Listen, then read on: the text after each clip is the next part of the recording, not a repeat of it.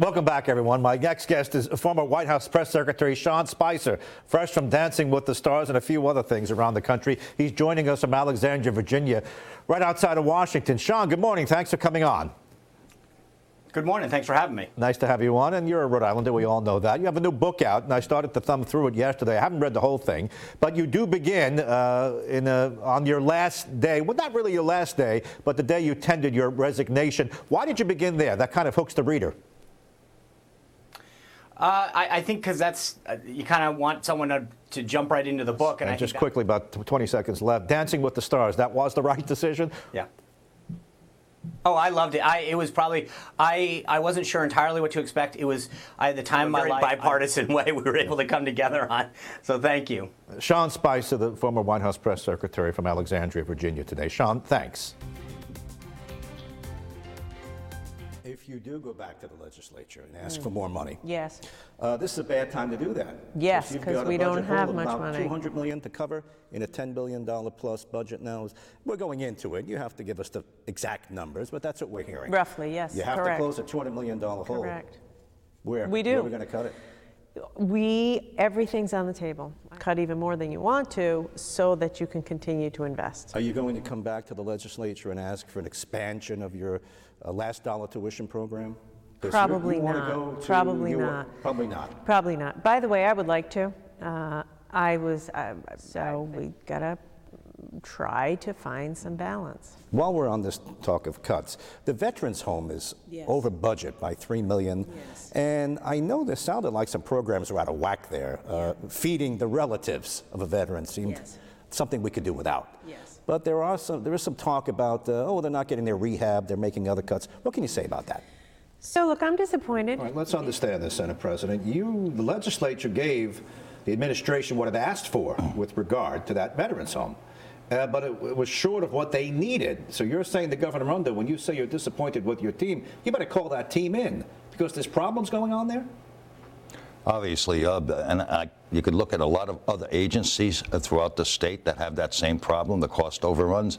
As the Speaker said, we definitely need better management in those departments. I mean, if you look at DCYF, I mean, that's a situation that we're going to have to address this year and add more money because of a miscalculation of what they needed during the last budget hearing. All right, this is old business, by the way. This is fiscal year 2019. So you just mentioned DCYF. I mentioned the Veterans Home. What else do you want to throw in there? It sounds like you're looking to not let off some steam, but you want to let me know about something.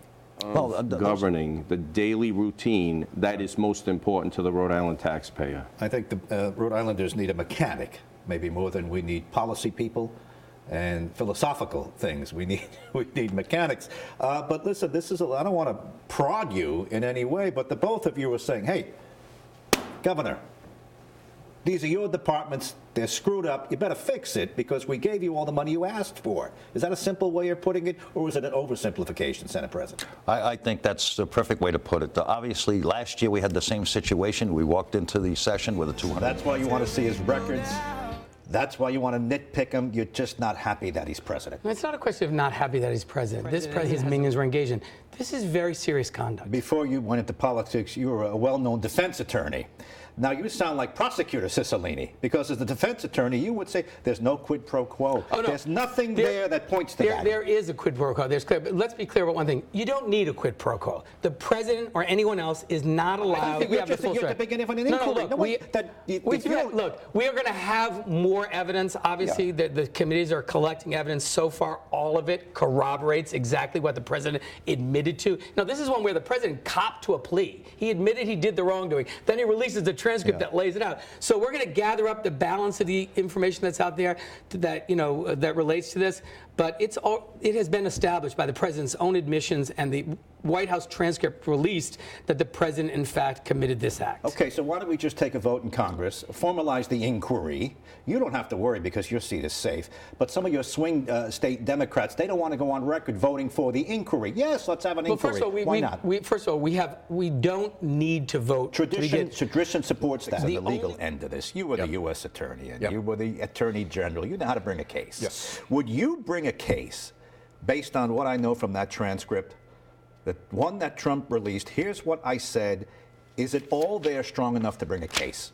I would say that what that transcript provides. Do you think the House should take a vote on whether or not we should have a formal impeachment inquiry? In other words, it's been Nancy's decree, but some critics are saying, take the vote, Nancy. Let's get everybody on record. No, I think they should just go forward. They'll vote. They'll vote when they send it to the Senate. That's the way this works. But they could vote before on an inquiry, could they not?